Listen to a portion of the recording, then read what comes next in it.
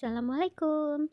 Jumpa lagi di modul literasi numerasi kelas 6, tema 2, subtema 2. Hari pertama. Selamat pagi siswa kelas 6.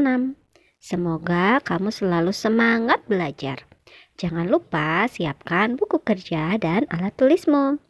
Sebelum memulai aktivitas belajar, berdoalah agar aktivitas belajar hari ini bermanfaat bagimu. Kamu bisa mulai dengan menjawab pertanyaan ini. Tuliskan jawabanmu pada buku kerjamu ya. 1. Apakah kamu pernah ke pasar? Dengan siapa kamu pergi ke pasar? 2. Kegiatan apa saja yang orang-orang lakukan di pasar? 3. Barang-barang apa saja yang dijual di pasar? Ayo membaca. Sebelum membaca, amati gambar sampul ini dengan teliti. Markus pergi ke pasar, karya Endang Buryani dan Syafiyuddin. Lalu jawablah pertanyaan-pertanyaan berikut ini. Tuliskan jawabanmu di buku kerjamu ya. 1. Apa yang kamu lihat pada gambar sampul buku ini? Coba perhatikan ya. Ada gambar apa ya di sampul buku ini? 2. Apa yang sedang dilakukan anak laki-laki itu? Ayo coba lihat apa yang dilakukan oleh anak-anak laki-laki itu, anak laki-laki itu. 3. Menurutmu, apa isi ceritanya? Lembar cerita 1. Markus pergi ke pasar. Hari ini sekolah libur. Markus melihat Mama sudah berpakaian rapi. Selamat pagi, Mama. Mau pergi kemana? Tanya Markus. Mama mau ke pasar. Apakah kamu mau ikut? Tanya Mama. Iya, Mama, jawab Markus. Markus pergi ke pasar bersama Mama. Markus menjelaskan tugas dari ibu guru. Kami disuruh mencari tahu ciri-ciri makanan sehat, kata Markus. Perhatikan barang yang Mama beli, kata Mama. Nanti kamu akan tahu jawabannya, sambung Mama. Mama menuju penjual sayur kangkung. Markus, coba pilih mana yang segar, perintah Mama. Ini, Ma, batang dan daunnya masih segar, jawab Markus. Mama menuju penjual sayur wortel. Markus, apakah wortel ini segar? Tanya Mama sambil memilih wortel. Segar, kulitnya tidak keriput dan warnanya cerah, jawab Markus. Kita akan membeli apa lagi, Ma? Tanya Markus. Kita akan membeli betatas, jawab Mama. Coba cari betatas yang bagus, kata Mama. Ini, Ma, warnanya kuning dan kulitnya masih segar, kata Markus. Sekarang kita membeli sagu, kata Mama. Sagu yang bagus warnanya putih dan bersih, tambah Mama. Apakah Mama akan membuat papeda?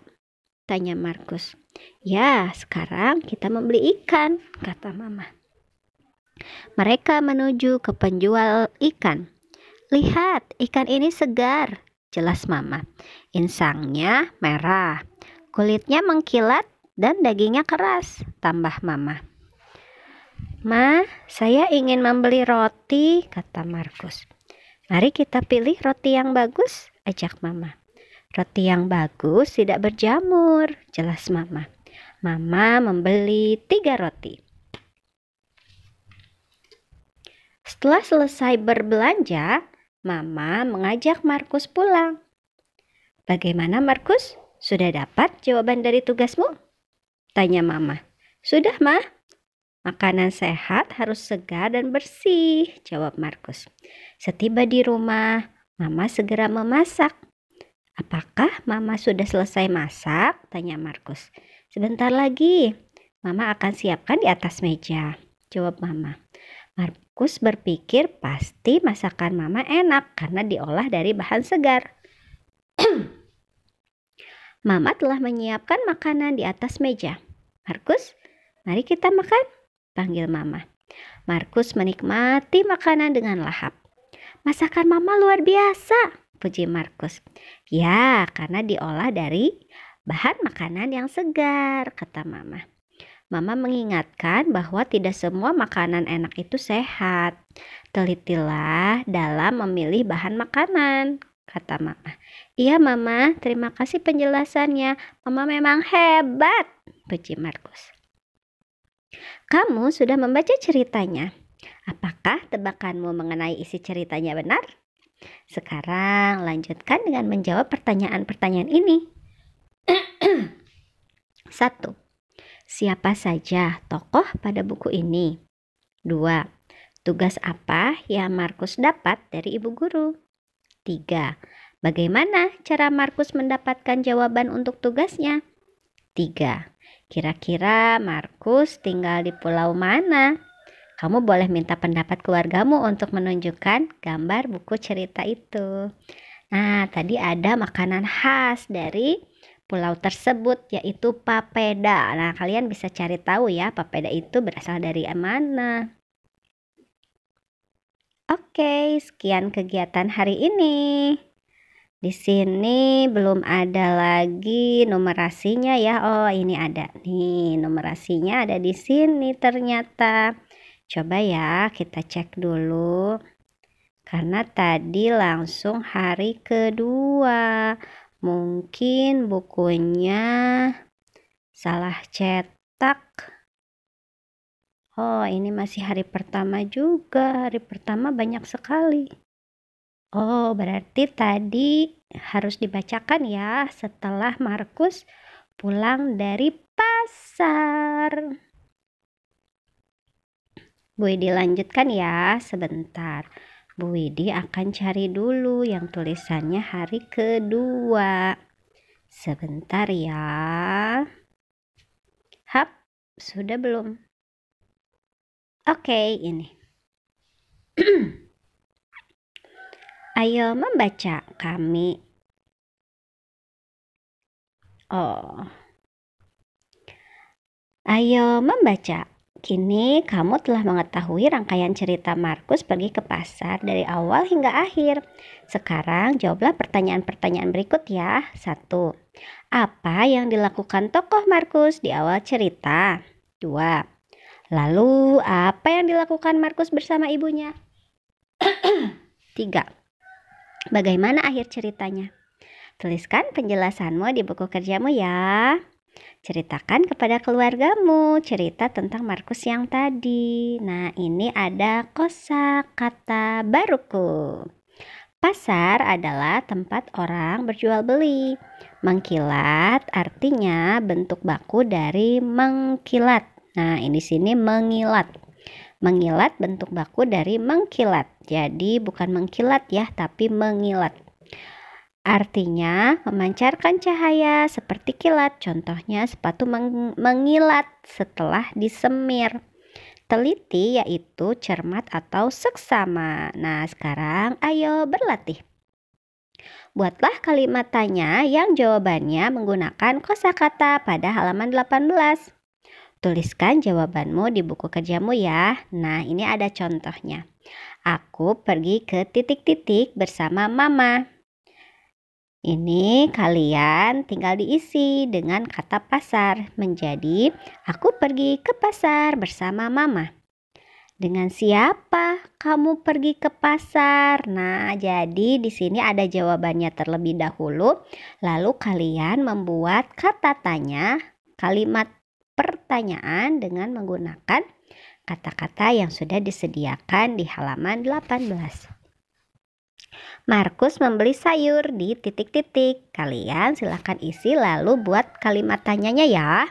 2. Aku menyemir sepatuku agar titik-titik.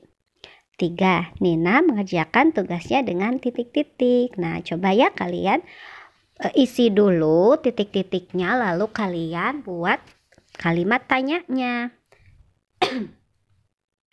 Jurnal bacaanku, jangan lupa untuk mencatat buku yang kamu baca di jurnal membaca ya. Tadi jurnalnya sudah dibacakan. Baik, kita ke numerasi ya. Ayo membandingkan. Beras adalah makanan pokok rakyat Indonesia. Tahukah kamu daerah di Indonesia yang merupakan penghasil beras? Dari tahun ke tahun, Pulau Jawa merupakan penghasil beras terbesar di Indonesia. Namun, belakangan ini sudah banyak provinsi di luar Pulau Jawa yang juga menjadi produsen beras nasional, seperti Sulawesi Selatan dan Sumatera Selatan. Setelah dipanen, gabah diolah menjadi beras di pabrik dan didistribusikan ke kota-kota di sekitarnya. Beras dikemas dalam karung dan didistribusikan menggunakan truk.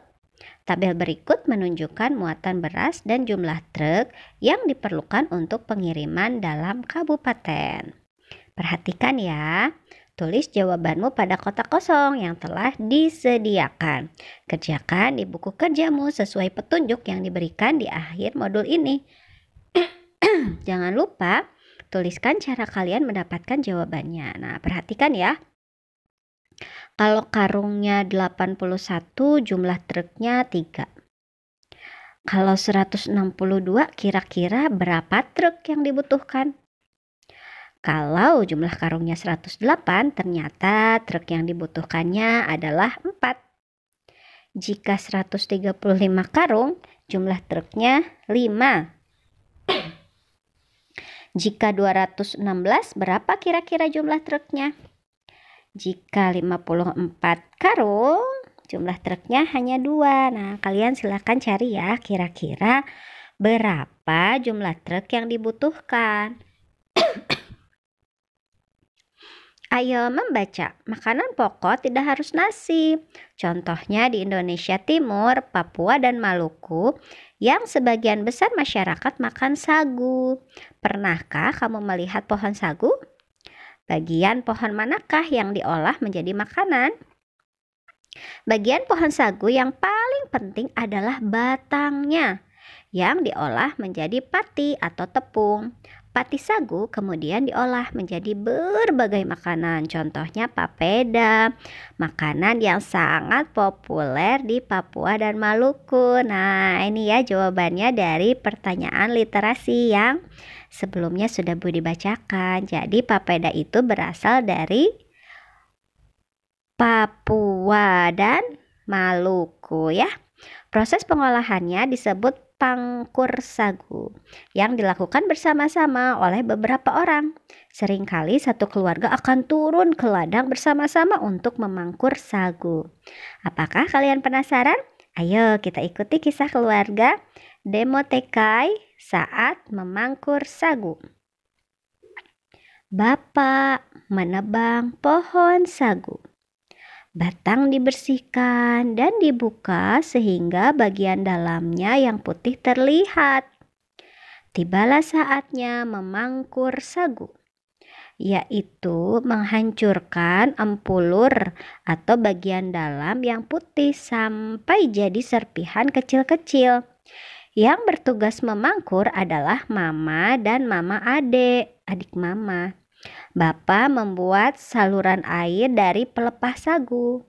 Pelepah diikat menggunakan serat kayu. Tidak ada tali plastik di tengah hutan. Empulur dialiri air. Kakak dan mama meremas-remas empulur.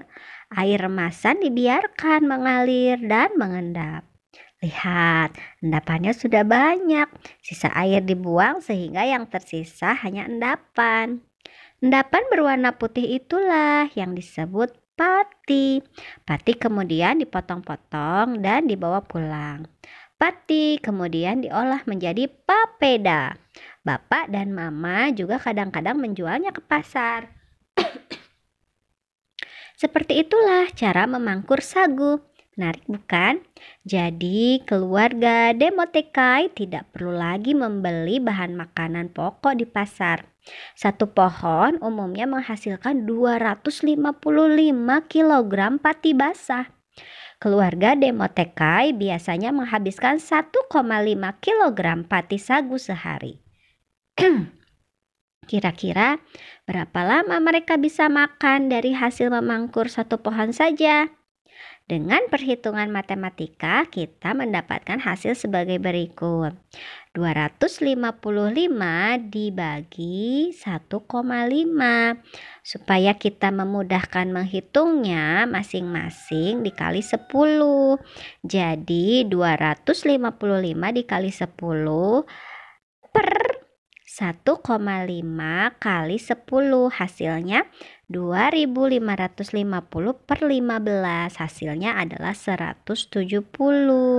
Maka dengan memangkur satu pohon saja keluarga Demotekai bisa makan selama 170 hari atau hampir 6 bulan. Hebat ya? Sekarang mari kita bantu mereka. Jika keluarga Demotekai ingin menyimpan bahan makanan selama 1 tahun, berapa banyak pohon yang harus mereka tebang? Makanan pokok bukan hanya nasi. Di Indonesia ada banyak jenis banyak bahan makanan pokok yang sama bergizinya dengan nasi, namun mudah diperoleh oleh masyarakat setempat. Ayo mengeksplorasi. Apa bahan makanan pokok yang dikonsumsi oleh masyarakat di sekitarmu? Coba sebutkan. Selain beras, jagung adalah bahan makanan pokok rakyat Indonesia. Jagung membutuhkan air yang lebih sedikit dibandingkan dengan padi, sehingga jagung menjadi makanan pokok di daerah yang kering, seperti Madura dan Nusa Tenggara Timur. Ayo kita jawab pertanyaan-pertanyaan berikut.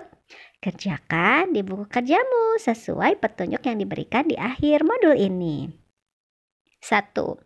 Butiran-butiran jagung dikemas dalam karung seperti beras. Jagung dan beras dikemas dalam karung yang ukurannya sama. Gambar berikut menunjukkan sekarung jagung dan sekarung beras yang sedang ditimbang. Nah, coba lihat ya. Sebelah kiri ada karung beras, berisi beras ya. Sebelah kanan ada karung berisi jagung. Coba perhatikan, timbangannya lebih berat yang mana ya? Coba silahkan kalian jawab ya. A. Apa yang bisa kamu simpulkan dengan berat satu karung beras dan satu karung jagung? Pilihlah tanda yang sesuai. Apakah lebih berat beras atau lebih berat jagung? Jika lebih berat beras, berarti kalian memilih yang simbolnya ke arah karung beras ya. Kalau misalnya lebih berat karung jagung, berarti kalian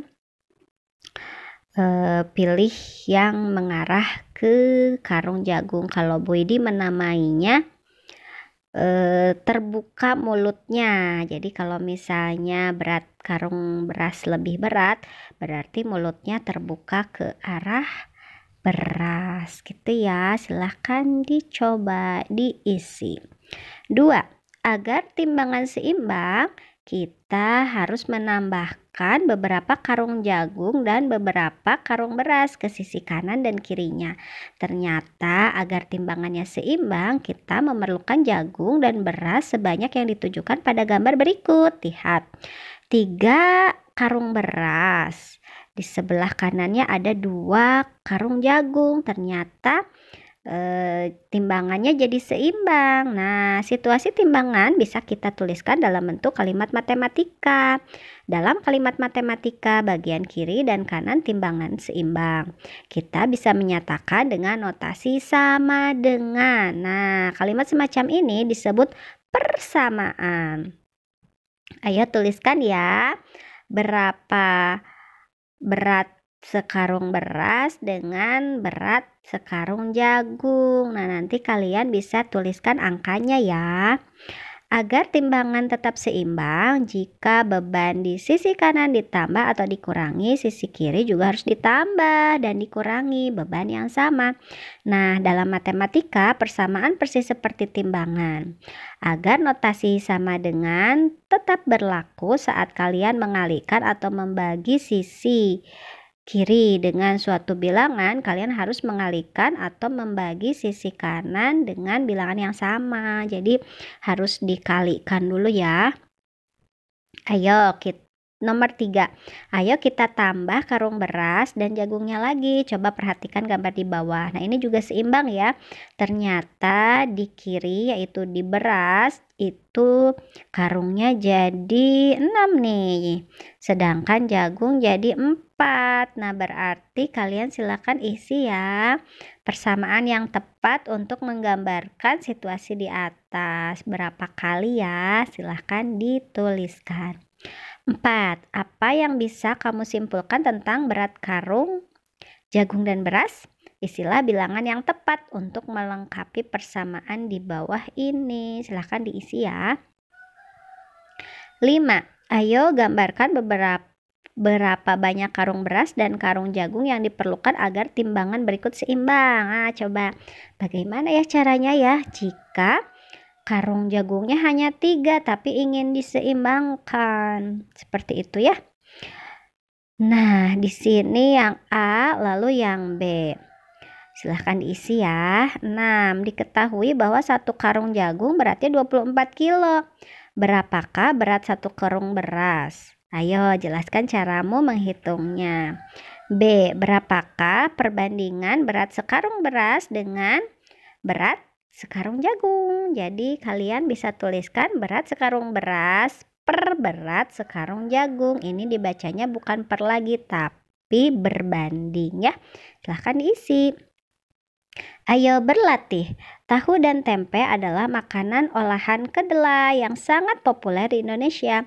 Tempe biasanya dijual dalam bentuk papan, sedangkan tahu dijual dalam bentuk potongan. Tentu kamu pernah memakannya. Mana yang lebih kamu sukai, tahu atau tempe? Pada gambar berikut, persegi panjang warna kuning menunjukkan satu papan tempe, sedangkan persegi warna putih menunjukkan satu potong tahu. Lihat ya. Keadaannya seimbang manakala jumlah tahu dan tempenya sudah diatur sedemikian rupa. Ayo perhatikan gambar berikut. Berapa potong tahu yang harus kalian tambahkan ke piringan timbangan sebelah kiri agar beratnya seimbang? Kalian lihat dulu di gambar sebelumnya ya. B. Ayo tuliskan persamaan yang menunjukkan hubungan antara berat sepapan tempe dan berat sepotong tahu. Silahkan dihitung juga ya. C. Jika satu papan tempe beratnya 450 gram, berapakah berat satu potong tahu? Jelaskan langkah-langkahmu menghitungnya. Silahkan ya dikerjakan. 2. Pernahkah kamu melihat gabah? Gabah adalah bulir padi sebelum diolah menjadi beras. Gabah diperoleh dengan cara memisahkan bulir padi dengan tangkainya. Oleh petani, gabah ditumbuk atau digiling di pabrik sehingga bagian kulitnya terlepas dari bagian isinya yang berwarna putih. Bagian isi ini disebut beras. A. Menurutmu, apakah harga gabah di petani sama dengan harga beras di pasar? Mengapa? Coba jelaskan. B. Ibu Siti membeli 5 kg gabah kering di petani dengan harga total Rp25.000. Ayo tuliskan persamaan yang menyatakan hubungan antara banyak gabah yang dibeli Bu Siti dan harganya. Silahkan ya. C. Keesokan harinya Ibu Siti membeli 11 kg beras di pasar. Total harga yang dibayar Ibu Siti untuk 11 kg beras adalah Rp99.000. Ayo tuliskan persamaan yang menyatakan hubungan antara banyak gabah yang dibeli Bu Siti dan harganya. Jadi di sini nanti kalian berasnya berapa, lalu harga 11 kilogramnya berapa ya. Nanti kalian bisa tentukan tuh kira-kira 1 kilogram berasnya berapa. Coba perhatikan saat ibu memasak nasi, butiran beras menyerap air dan membesar sehingga nasi yang dihasilkan selalu lebih banyak daripada banyak nasi yang digunakan. Beras mungkin ya maksudnya ya. Jadi kalau masak nasi itu biasanya berasnya awalnya tuh sedikit ya, lalu nanti mengembang jadi lebih banyak. Karena itu saat memasak nasi kita harus mempertimbangkan banyak beras yang digunakan agar nasi yang dihasilkan tidak terlalu banyak. Nah, ini tabelnya ya, perhatikan. 4 cangkir beras menghasilkan 12 nasi. 2 cangkir beras menghasilkan 6 nasi. 3,5 cangkir beras menghasilkan 10,5 nasi. Lalu 5 cangkir beras menghasilkan 15 nasi. Ayo tuliskan persamaannya ya, yang menyatakan banyak cangkir beras dan banyak nasi. Kalian bisa tuliskan banyak cangkir beras berbanding banyak cangkir nasi. Nanti kalian isi tuh titik-titiknya. Di hadapan banyak cangkir beras berarti misalnya 4. Banyak cangkir nasi berarti 12. Nanti kalian akan menemukan perbandingannya. B. Perhatikan pola bilangan pada tabel. Ini yang B ya, salah ketik sepertinya. Ayo tuliskan persamaan yang menyatakan hubungan banyak cangkir beras dan banyak cangkir nasi. Nah, coba ya. Kalian coba tuliskan di bawahnya. C. Menakar beras tidak harus dengan cangkir. Kita juga bisa menggunakan takaran lain seperti mangkuk atau gelas. Nah, jika ibu ingin menyiapkan 27 mangkuk nasi, berapa mangkuk beras yang harus dimasak ibu? Silahkan kerjakan ya. Refleksiku, temukan lembar refleksi di lampiran buku. Semangat ya belajarnya. Apakah kegiatanmu hari ini menyenangkan? Hidup itu bagaikan mengendarai sepeda. Untuk tetap seimbang kita harus terus mengayuh. Sampai jumpa besok hari. Wassalamualaikum warahmatullahi wabarakatuh.